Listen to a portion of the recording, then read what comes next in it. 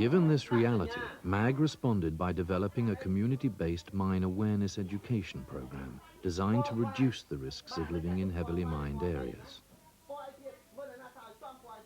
Having seen a number of education approaches in villages in the past, I felt that it would be very important to have a package that was very entertaining and really gripped the villagers, and was also a light relief to what was otherwise predictable, if you like, village life of, well, subsistence economy. And we wanted something that would really grip them and amuse them, but at the same time convey a very serious message. So we had a multimedia package using video, dance, acting, comics, puppetry, posters, and some serious lectures as well. And it's proved to be highly successful.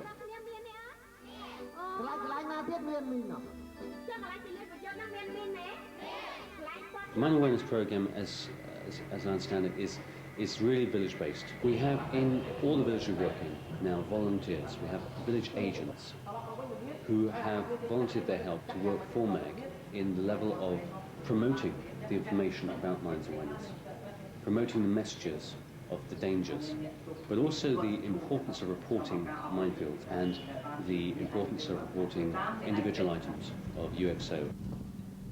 The ability of MAG to rely on the information supplied by its village agents through the Mine Awareness Program enables it to respond effectively to the needs of the community with its demining capacity, enhancing both aspects of its work.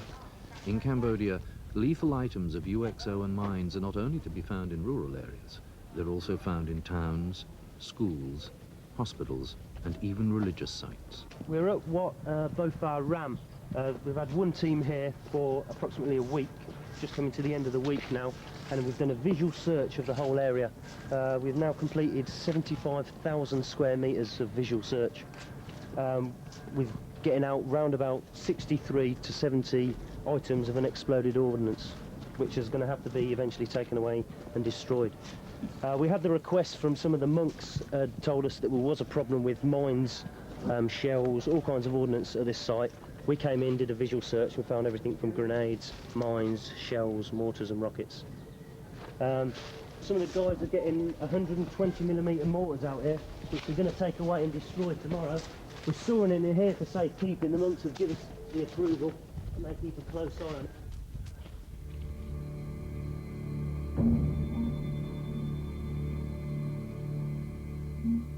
What we have here is some of the most commonly laid mines in Cambodia. These are the two most common Soviet mines laid, and these three here are the most common Chinese laid. Here we have the PMN2. This is an anti-personnel blast mine. If pressure is applied to any of the black area, it will initiate this mine. If a Khmer stands on one of those, we're talking above knee amputation. A child hasn't particularly got a chance. POM-Z. This is a fragmentation mine, anti-personnel. It has a tripwire going out a certain distance. If the tripwire's tripped, it detonates, and these pieces of frag here come at you at a ballistic speed. This is the Type 72 Alpha, Type 72 Bravo.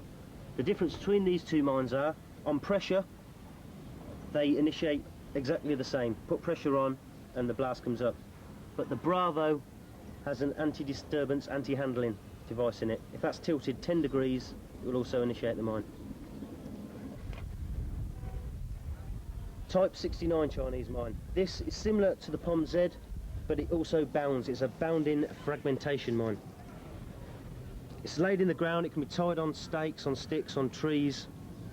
If there's pressure placed on it, if it's buried, it will detonate. There can also be a tripwire placed on it.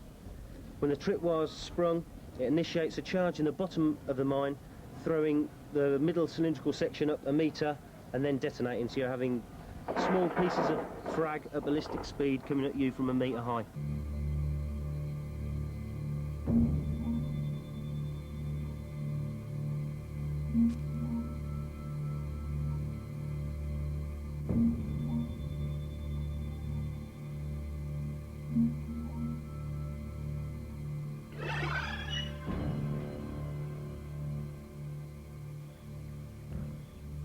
In a minefield, each metallic reading detected by the deminers has to be carefully investigated.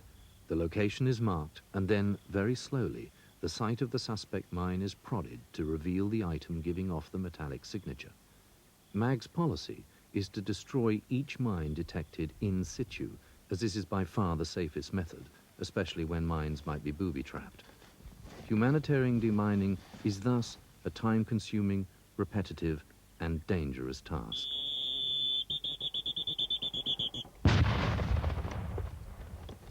We feel there's been enough devastation and human loss of life and limb and livestock, and we want to make it very clear that when we offer jobs, if you like, to Khmers to be trained up and work in the area of mine clearance, that we offer them the maximum protection we can and the highest level of technical expertise in terms of training, but also the highest discipline in the minefields, and where we can, safety equipment, protective clothing, and technical equipment for locating the mines that will reduce to an absolute minimum any chance of injury from the actual deminers themselves. You understand, demining is a very dangerous job, so having the right equipment is very important for everyone's safety. But the demining equipment and training we have had from MAG has been very successful. It's enabled us to carry on the work effectively and get rid of the mines. A minefield isn't always an open expanse of what was once agricultural land. It can be a village centre or anywhere where people live. It can be on a road or irrigation system, and if the area has been disused for several years due to the perceived presence of mines, it can often be overgrown and difficult to work in. Okay, this is the MAG site at Takriam, and basically what we've got mines on top of the mountains. This site is actually funded by World Vision, and they're building up that school there. That's the old school. So there's always kids about, they're here every day. On every site where MAG-trained teams work, an expatriate mine specialist supervises the demining, ensuring standards are maintained, providing expert advice, and where necessary, working alongside trainees in the minefield. Through such close working relationships, skills will be passed on and truly professional Cambodian teams developed. Go on! Don't go up any further, that's your 50 metres up. Just meet the other lane now, Sam.